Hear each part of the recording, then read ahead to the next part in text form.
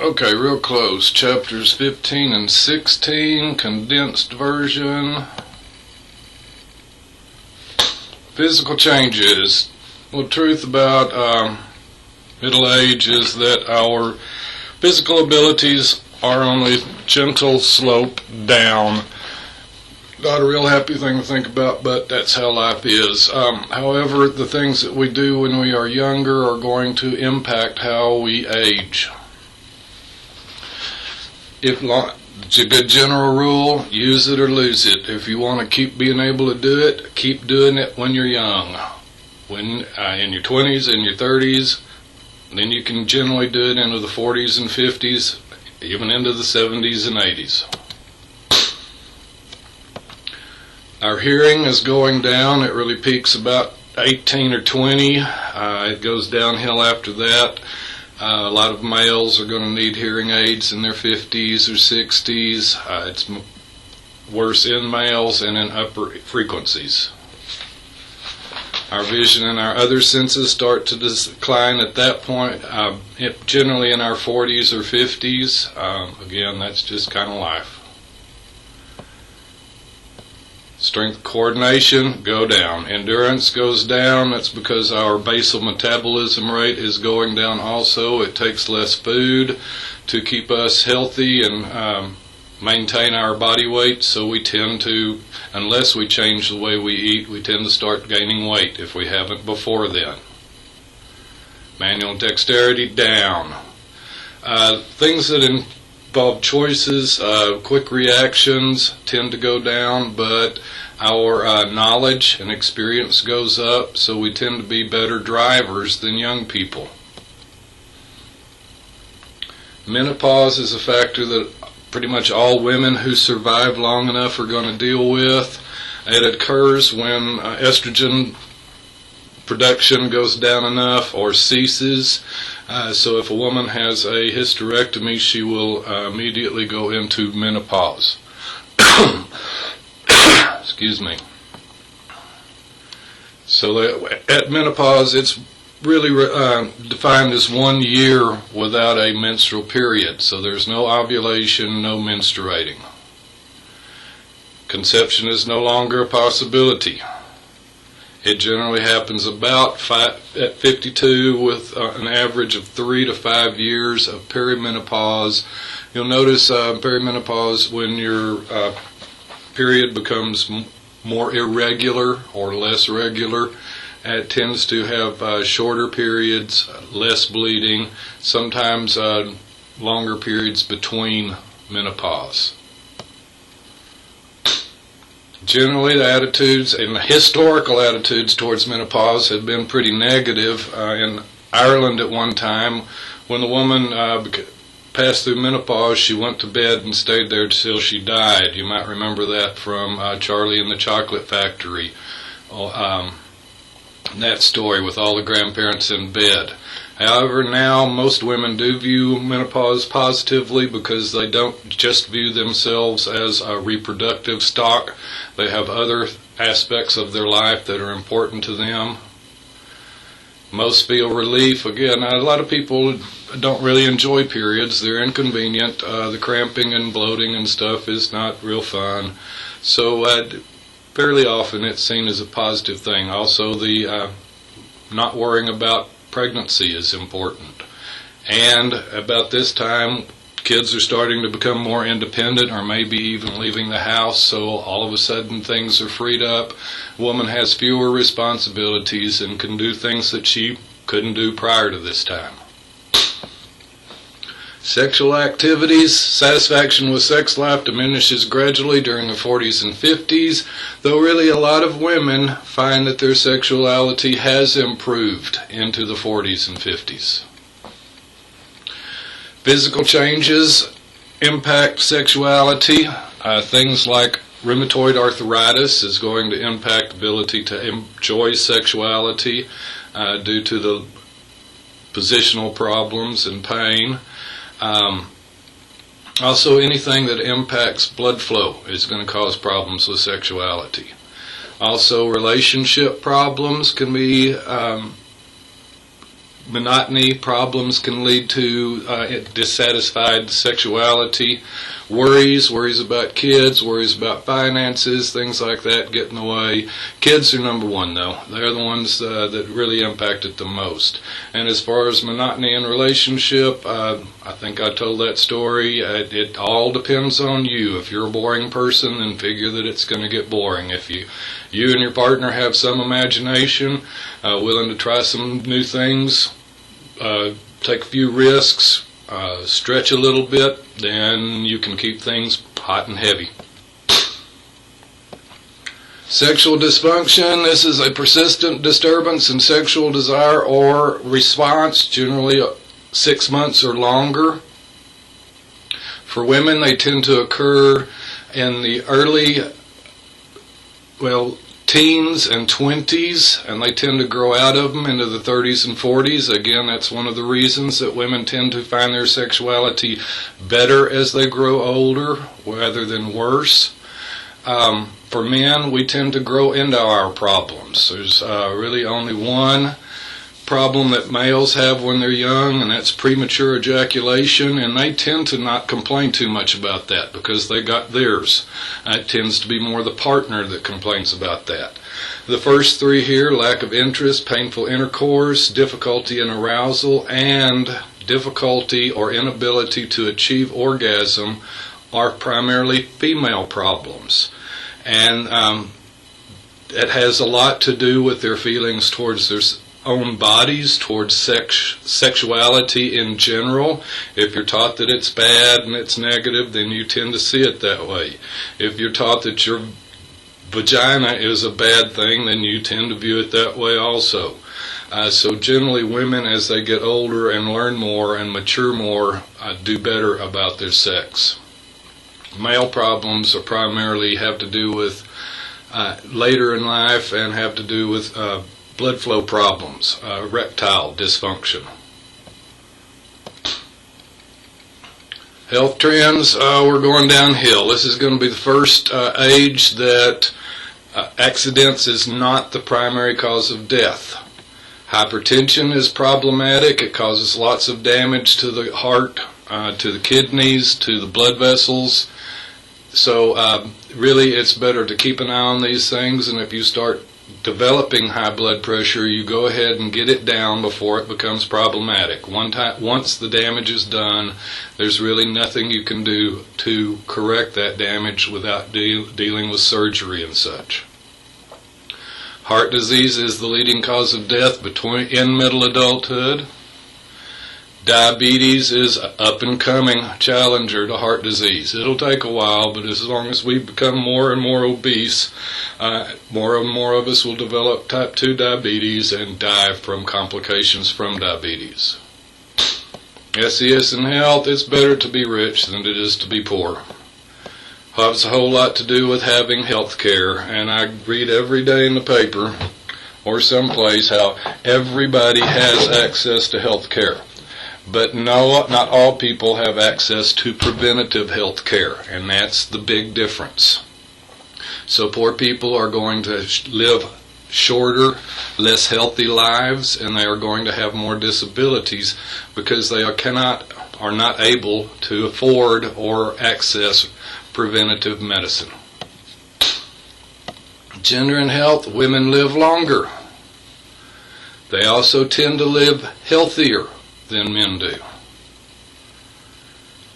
Gender gap on heart disease, women are now dying or comparatively dying about the rate that men used to die of heart disease. Male deaths has gone down, at least on some levels, because of research and preventative measures.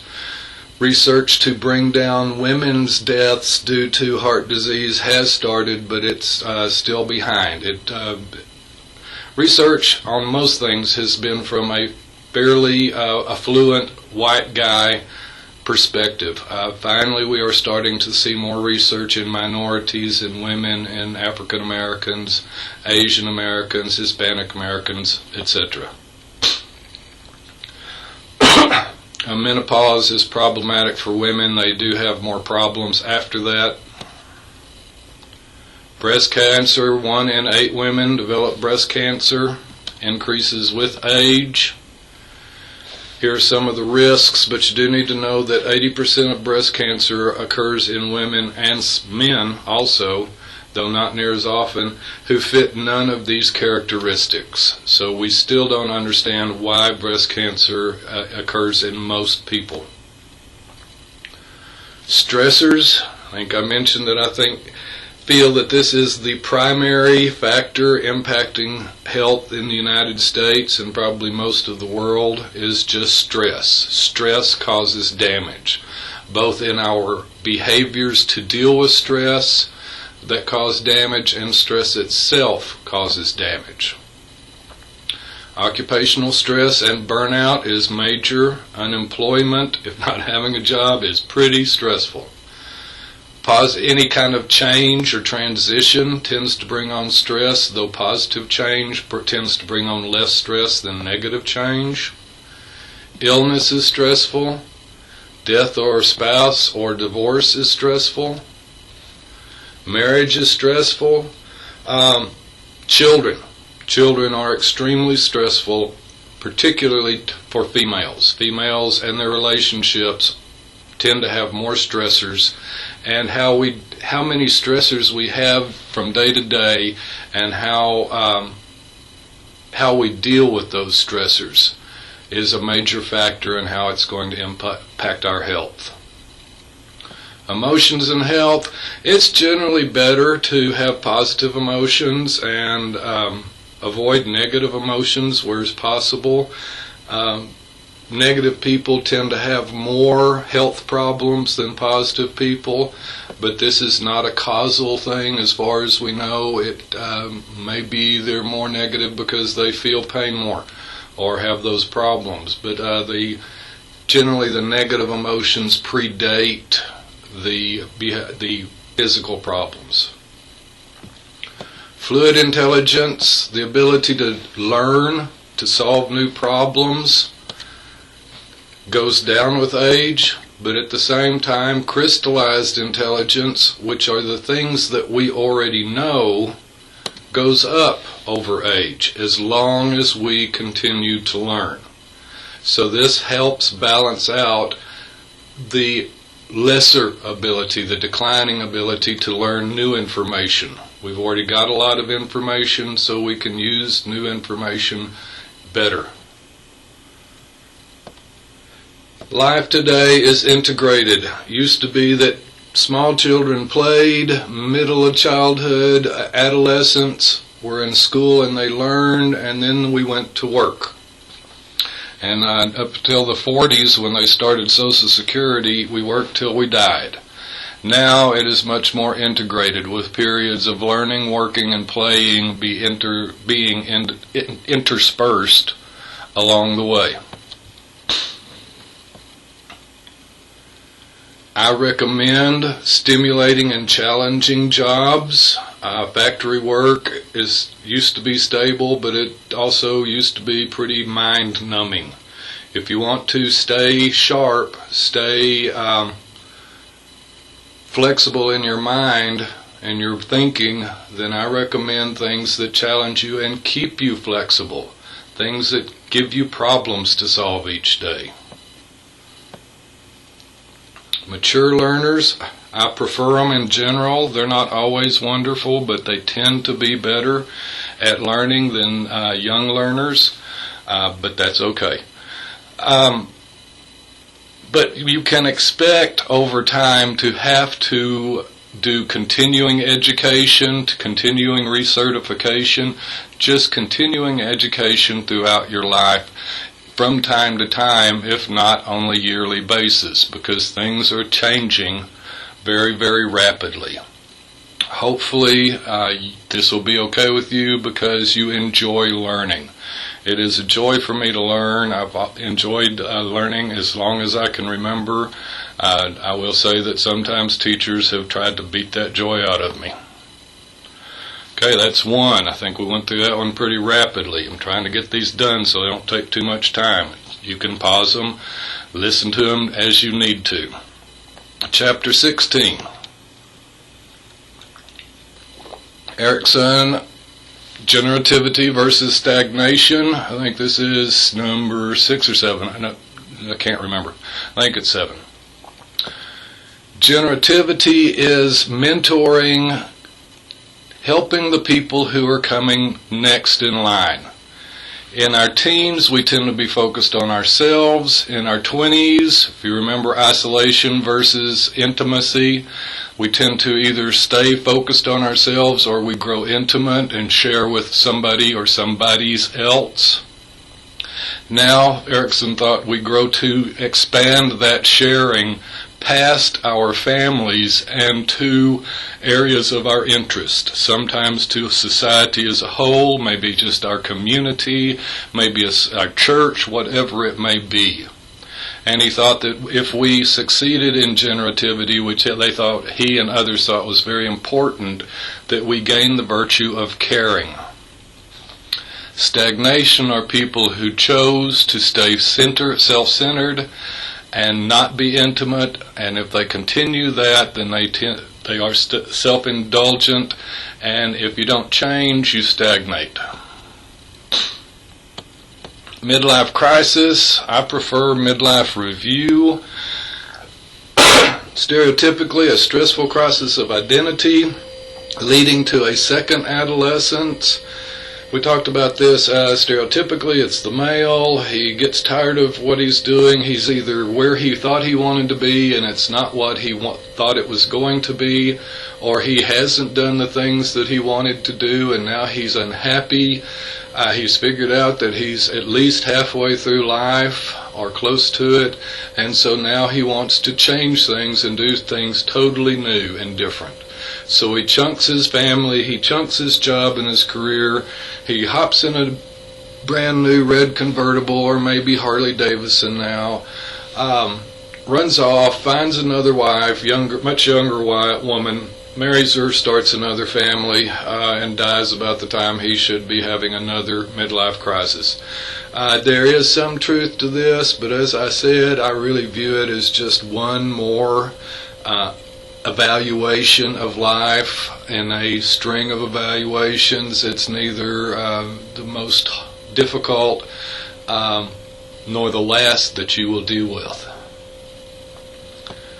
Okay, on equilibrium and identity style, mostly I want you to remember that this is based on Piaget's assimilation and accommodation and development of equilibrium. You take in information, that is assimilation. I use the red concept of red. A baby may have a concept of red and nothing in that concept but ball, red round thing. Then they learn that, see an apple, and an apple is red, it is also round, but an apple can be eaten, the ball can't. So they assimilate that apple. Then they see something else red, maybe a toy, so now they have to put that toy into red, and red is now encompasses these three things.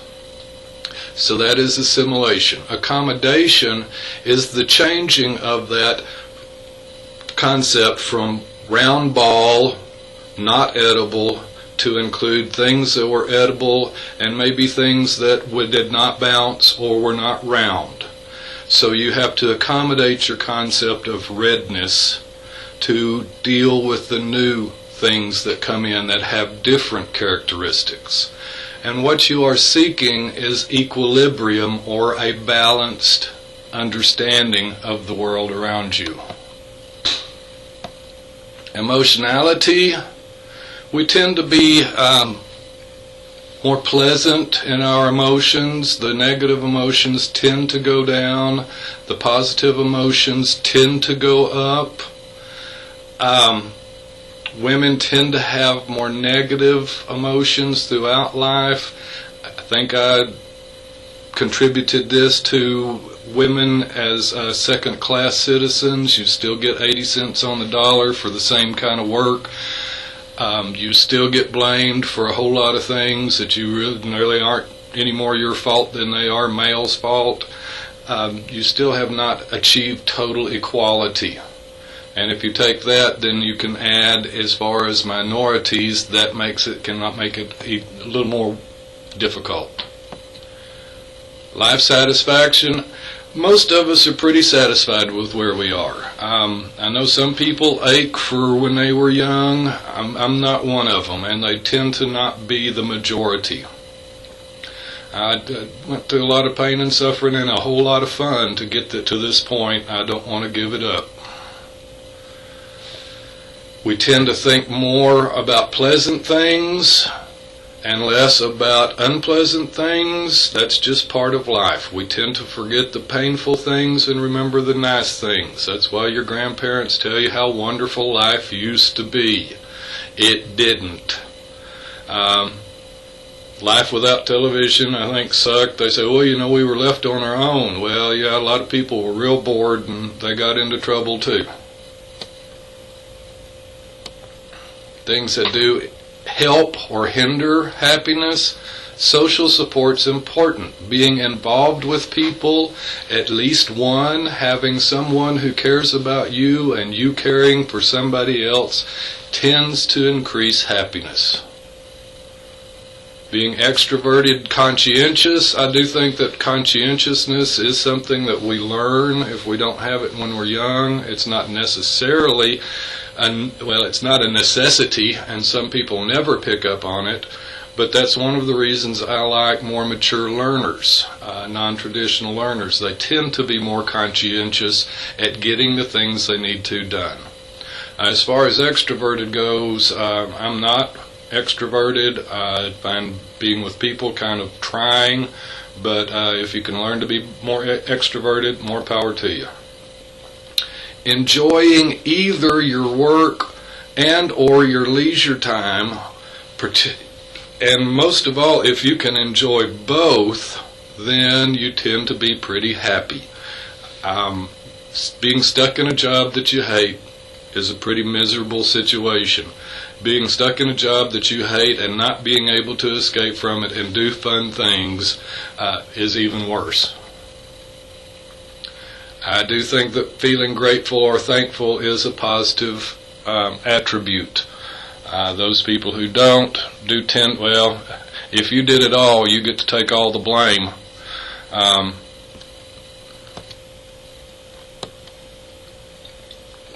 Marriage does go in a U-shaped curve. We tend to be pretty happy right after we marry. As we have children, it goes down. Infancy is very difficult, and then so is raising adolescents.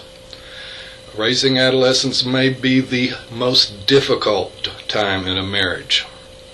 But the thing to remember is that if you can get past that, many people say that once they get the kids out of the house, that they have a much happier marriage with better sex life than they did when they were first married. Cohabitation tends to not be as positive for men. They tend to, I'm going to go ahead and admit it, we tend to want and need somebody to take care of us. And if we don't have that ring and that piece of paper, then that gives women too much flexibility of walking away. Marital capital.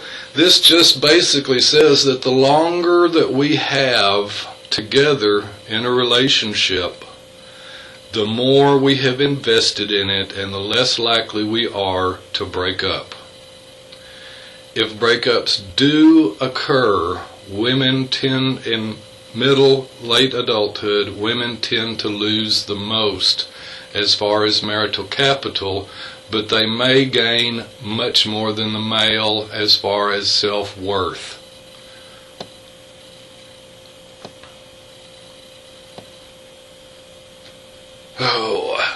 We generally are raising adolescents if we raise kids in middle adulthood, and it is tough. I can't tell you that there's a day that goes by that I don't ask myself how I could have done something different. Empty nest used to be a pretty negative thing. This is when the kids last kid leaves home, and when women's primary jobs were to take care of the house, the children, and the husband, then it used to be pretty problematic for lots of them, because this was a big important part of their life that just went away. But now women have plenty to keep themselves busy with, so having less worries, let's say less immediate worries and such, tends to be a positive thing for women. I can't wait. Marital satisfaction, good marriages. This is what I'm looking for. I have found with my partner that times when we have been without children have tended to be pretty fun. We enjoy each other a lot. So this can be a second honeymoon that may last for the rest of your lives, or the last of your marriage, or however the case may end up. Shaky marriages, fairly often it is the children who are the only things that are holding the marriage together. So this may cause divorce. Or let's not say cause. May end in divorce. Cluttered nest, having the kids come back or stay at home, so it can be revolving door, they leave, then they come back, boomerang, they leave and they come back, or failure to launch, they never leave.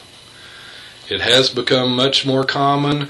It takes longer for y'all to get an education, it takes longer for y'all to build a career, to buy a house, those kinds of things. With the economic downturn in the last year, 2 years, a lot of people have lost jobs, with increases in divorces, more problematic. So it is much more common than it used to be. Again, this is a cultural thing, and kind of different for our culture than early in our nation's life, when fairly often the children and the grandchildren stayed at home, and homes were just expanded as needed.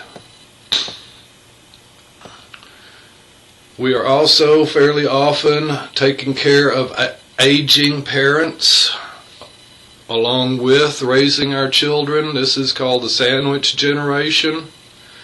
It tends to be pretty stressful on a lot of levels, particularly if disability is involved, and also dementia. Caregiver burnout is pretty frequent. Respite is an option, but it's not an option for everybody. Problematic. Grandparents are important, and fairly often we still have children when we are at home, when we are having grandchildren. Here's some of the averages: 45, 6 grandkids, still having parents.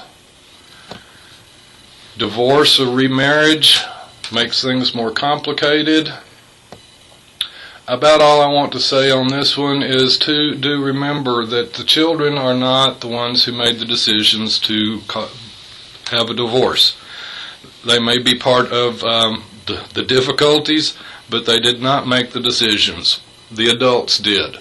Do not play games with the children's emotions. Do not gig your ex by withholding the children from them or their parents. I will go ahead and repeat that if one group of grandparents is undermining the other parent, particularly the custodial parent, then yes, I definitely see reasons to limit or not allow visitation with those grandparents.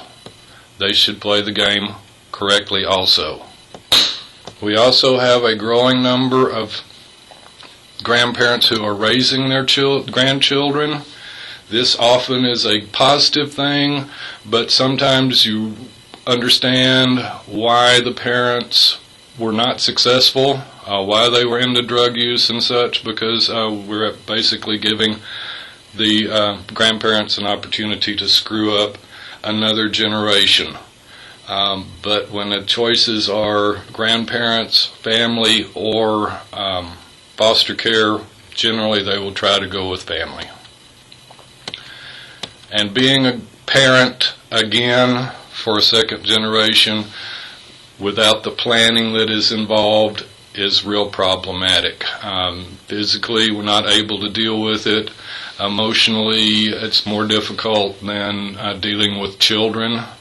And financially, unless you're just pretty well off, it may put off or eliminate any hopes for retirement or